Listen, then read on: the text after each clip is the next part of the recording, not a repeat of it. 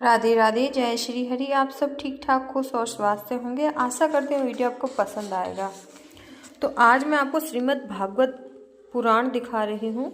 ये श्रीमद् भागवत पुराण मैं काफ़ी टाइम से इसको लेना चाह रही थी, लेकिन जब प्रभु जी की मर्जी थी ना, तभी ये ग्रंथ हमारे प्रभु जी के घर आया है, क्योंकि ये घर प्रभु जी का है और हम इनके चाकर हैं। तो श्रीमद् भागवत जो पुराण है वो इस तरह से दिखता है। सामने से बहुत ही प्यारे कान्हा जी की बाल स्वरूप में इनका चित्र उकेरा गया है और बहुत ही प्यारा सा स्वरूप है इनका, मनमोहक है। और जो इसकी मोटाई है ना वो इस तरह से है और ये पूरी हिंदी में छपी हुई है।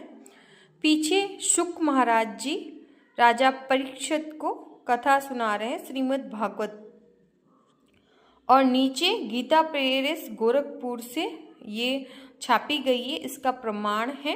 और इसको हम ऑनलाइन भी मंगवा सकते हैं और व्हाट्सएप नंबर भी दे रखे हैं, जीमेल आईडी, फेसबुक, ये सारी व्यवस्थाएं इसमें दे रखी हैं। और ये पुराण हमारे श्री व्यास जी महाराज जी ने लिखा था और बहुत ही अनुपम और बहुत ही सुंदर तरीके से, सुंदर एक माला को कैसे पिरोया जाता है उस तरह से पिरोकर एक एक मोती को हमारे व्यास जी ने सारे कृष्ण लीलाओं को इसमें बताया है। जब हम इस पुराण को खोलते हैं तब ये सामने से इस तरह से दिखाई देता है, सुख सागर।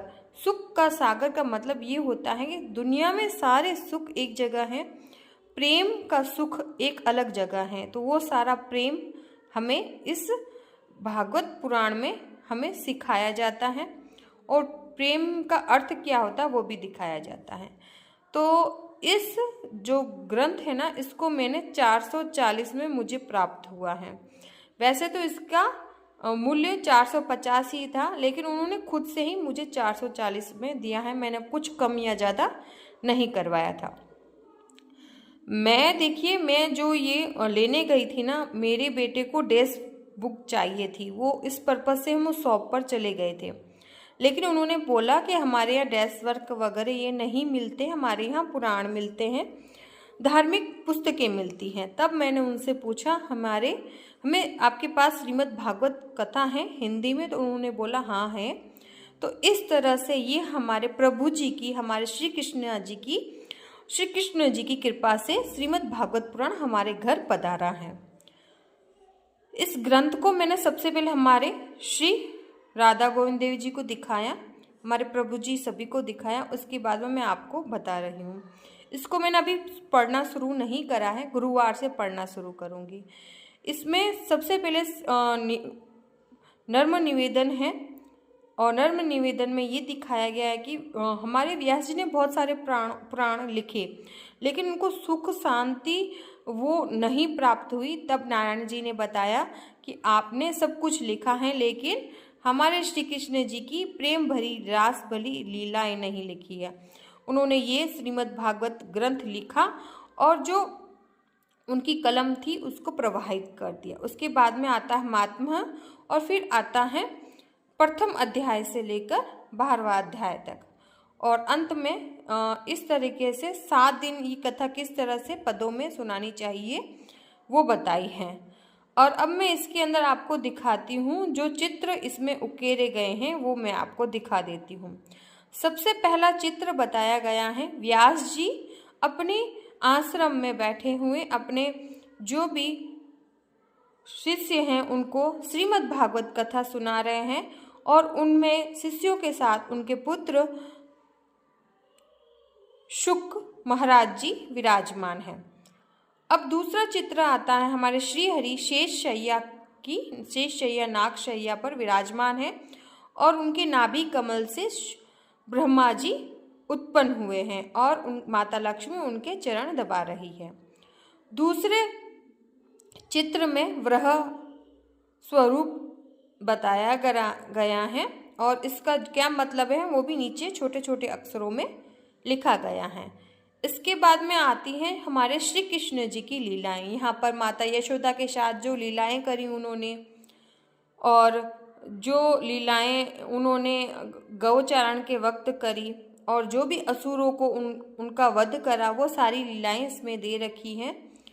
ओखली पर जब इनको बांधा गया, वो मतलब पूरी लीलाएं इनमें दी गई हैं। और दूसरे साइड भी सेम वही हमारे श्री कृष्ण जी की लीलाएं हैं, जब उन्होंने सखाओं के साथ खेला और कालिया नाग के शीश के ऊपर नृत्य करा, गोवर्धन पर्वत उठाया, अग्नि को पिया।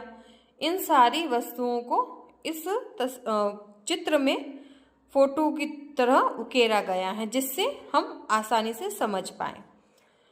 यहाँ पर जरासंध से इतने सारे राजाओं को उन्होंने मुक्ति करवाकर ले आए थे और यहाँ पर अलग अलग जगह उन्होंने युद्ध करा था, उसका भी यहाँ पर चित्र उकेरा गया है बहुत ही सुंदर तरीके से। और चित्रकारी भी बहुत प्यारी हो रखी है, जिसे आसान तरीके से और आसान शब्दों में आँखों से हम समझ पाएं। अंत में माता देवकी के 6 पुत्रों को लौटाया, इसका चित्र है। और उसके बाद में सबसे लास्ट में यदुवंशियों का अंत किस तरह से हुआ, उसका चित्र भी, शाप जब उनको प्राप्त हुआ था उसका चित्र यहाँ पर लगाया गया है। बहुत ही अनुपम ये पुराण है। आप पूरा पुराण पढ़ें और मैंने ये पुराण पढ़ूंगी मैं, और मैं आपसे ज़रूर से बताऊंगी। तो ये वीडियो, छोटा सा वीडियो, आपको कैसा लगा है ज़रूर से बताएं। चैनल को लाइक और सब्सक्राइब करें, फैमिली और फ्रेंड में वीडियो जरूर से शेयर करें। धन्यवाद। इसे हम लाल कपड़े में रखेंगे